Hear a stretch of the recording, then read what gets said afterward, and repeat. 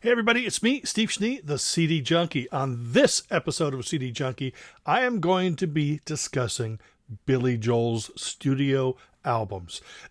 First off, I don't like to start off with the negatives, but I have no idea why people are so negative about Billy Joel. If you don't like Billy Joel, you don't have to leave a comment below, okay? Anyway, we're going to start off with his first solo album.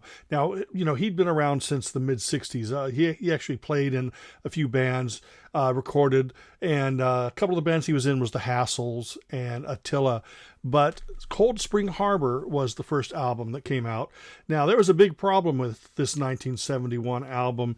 They had mastered it at the wrong speed, and it was just a big disappointment to everybody involved. But by the time the CD came out, they had sort of fixed it all. They had put it back down to its original speed, reorchestrated a few tracks. Now, the great thing about this, of course, the song She's Got Away, first appeared on this album. Interesting thing, though, is he has a slight vibrato in his voice, which I really didn't notice much later on, but it's very apparent on some of the softer tracks. And most of this album is pretty soft, piano-led. A lot of great songs. Pretty much throughout his career, I think that his music has fallen in between sort of the gentle McCartney type songs and then the grandiose Elton John type songs. And so it's no wonder that later on he worked with both artists in a live capacity. But Cold Spring Harbor is a very fine introduction. It's not the greatest in his catalog, but it does have some really, really good songs on it that you should check it out if you have not heard it. Now, in 1973, he released his first well-known album, and that's the album Piano Man. Of course, the title track was a hit single, but there's a lot of great songs in here like Traveling Prayer, Ballad of Billy the Kid, Captain Jack, of course, the notorious Captain Jack, which is the last song on the album. You're My Home is another great song. There's a couple songs on this album like Stop in Nevada and Somewhere Along the Line that are slightly country-esque. So, at this point, it was hard to tell, was he going to go in a rock direction, folk direction, singer-songwriter direction? But Street Life Serenade, which didn't do as well as Piano Man, because I don't believe it had a big hit single off it, this came out in 1974, and I think is a better album as a whole. Now, again, it doesn't have a Captain Jack or a Piano Man, but it does have some great songs, such as, of course, the title track, The Great Suburban Showdown, The Entertainer, Root Beer Rags, a cool little instrumental, Souvenir, Last of the Big Time Spenders. It's a really fine album. Like I said, it's his best so far up to this point, and it was only going to get better from there, because in 1976 out comes Turnstiles, which is a great pop album. This is the album that sort of defined which direction he was headed. This, of course, has Say Goodbye to Hollywood and Summer Highland Falls. It's got New York State of Mind, James, Prelude, Angry Young Man, and Miami 2017, which when this album came out, 2017 seemed like a long way away. Now, of course, it's few years behind us. But an interesting song on here is All You Want to Do Is Dance, which has a reggae rhythm, but the songwriting structure is based in the 50s. So it's this weird juxtaposition of styles. It doesn't exactly 100% work, but it's still a nice listen.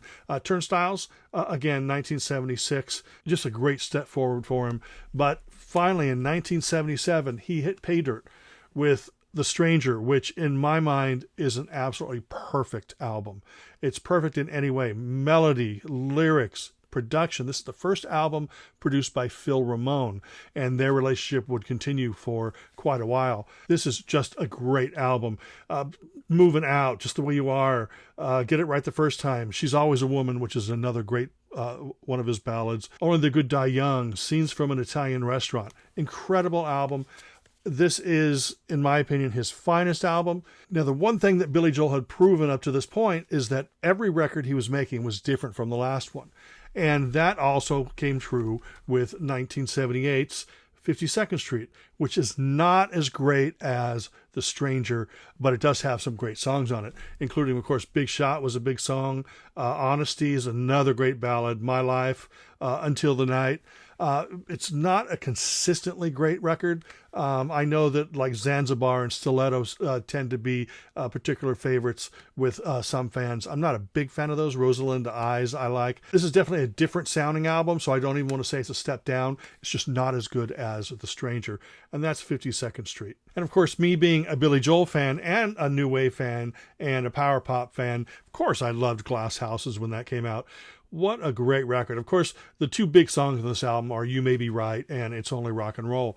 But there are lots of great songs. Some of my personal favorites are Don't Ask Me Why, All for Lena, Sleeping with the Television On.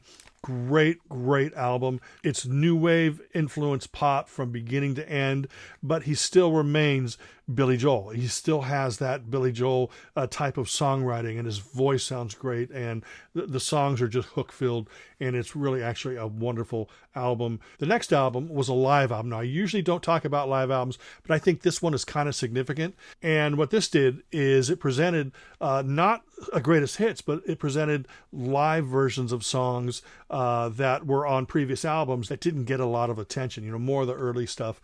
She's Got Away, which is from Cold Spring Harbor, great version of that on this, and there it is right there. That is Songs in the Attic that came out in 1981. Now, again, he changed. He moved away from the hop of his past and actually matured as a songwriter, both musically and lyrically, on the album The Nylon Curtain. Now, Allentown, incredible song. Pressure, Goodnight Saigon, Surprises. The song Surprises is very Lennon-esque. A song in here called Laura, which is very Lennon meets ELO, and it's really fantastic. Scandinavian Skies. But this is a fantastic record. It's not up to par of The Stranger. I don't think anything is, but it's different. The Stranger was great. This is great, and Glass Houses is great. 1983, he threw caution to the wind, put out probably one of his biggest albums called An Innocent Man.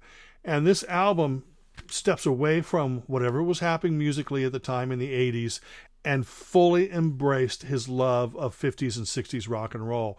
So every song here is, there's a Motown song on here. There's a doo-wop song on here. There's, a 50s rock and roll, early 60s ballad. This thing is pretty much almost like a greatest hits album. Longest Time, Tell Her About It, Uptown Girl, Leave a Tender Moment Alone, Keeping the Faith, the title track. It sounds great today, almost timeless, because he was doing music that was out of time for the 80s, and it's held up extremely well. Now, the next album, The Bridge, he changed course again, planted his boots right in the center of 1986, and this is an album that is filled with great songs, but they started adding more contemporary at the time production. So this does sound very 1986, but it does have some great songs. Matter of Trust is a great song. Running on Ice, the opening track, not as great as what has come before, but there's still, his voice, he still sounds wonderful. His songwriting is still there. It's just that the production sort of weighs the songs down a little bit. And that was the last album he did with Phil Ramone. For 1989 Stormfront, this is, again, a very 1989 sounding album. He'd normally done albums that were really different from each other. This isn't that much different than The Bridge. Production still weighs it down because it's very 1989 sounding, but there's a bunch of great songs on the album. Like We Didn't Start the Fire, which everyone has a problem with now, but it's still a great song. I Go to Extremes, Shameless, Leningrad, State of Grace, And So It Goes, Downeaster, Alexa. It's got a lot of really good songs on it, again, weighed down by the production. And finally, his last studio album was 1993's River of Dreams. Again, lots of really good songs, unfortunately weighed down by early 90s production. I'd love to hear demos of all this material from the last couple albums. Probably doesn't have those drum sounds and keyboard sounds and big production sounds, but there's some really good songs on the album, like Blonde Over Blue and All About Soul, Lullaby, Goodnight My Angels, a great ballad, River of Dreams, the title track, 2,000 Years, and look at the last track there called Famous Last Words. And this actually has been his last album of new pop material. He did record a classical album a few years after this, and he's put out some live albums, but this was his last studio album. Anyway, that's it. I appreciate you hanging out with me.